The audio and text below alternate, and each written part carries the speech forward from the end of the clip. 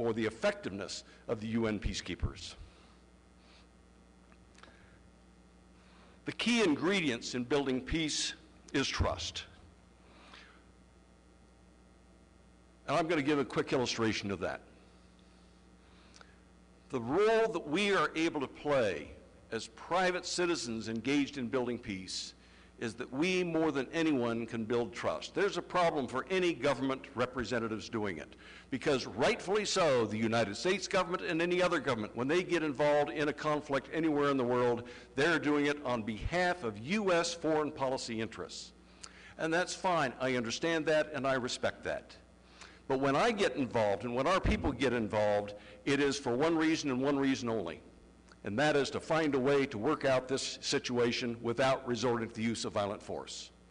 We got involved in the Horn of Africa. Ethiopia and Eritrea started a border war. My friend John Garamendi had been Deputy Secretary of Interior, but was going back to California to restart his political career, and he's done pretty well. He's Lieutenant Governor of California right now. But this was in between all of that.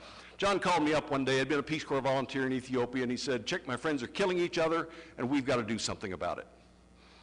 I said, "Well, John, I know your friends are killing each other, but I don't have a clue as to what we're going to do about it, but let's try."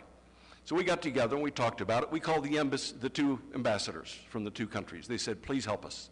We've gotten ourselves into a terrible mess and we can't figure out how to get out of it, but we trust you." And the reason they trusted us is because of their respect for the Peace Corps.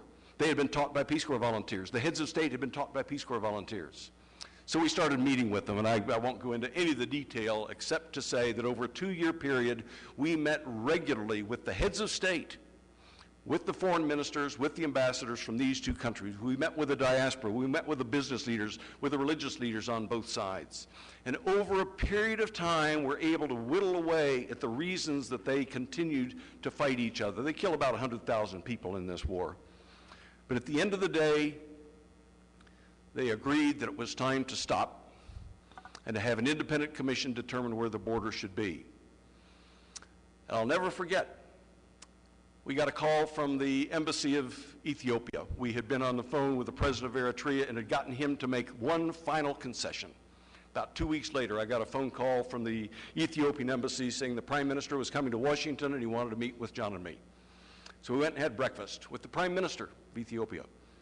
And over breakfast, he said, "I want you to know the war is over, and I want to thank you for making it happen." Private citizens. We had no money. We paid for this out of our own pockets. No salary. Just did it because it was the right thing to do. We did get a grant that covered most of our travel, not all of it, but it was the right thing to do.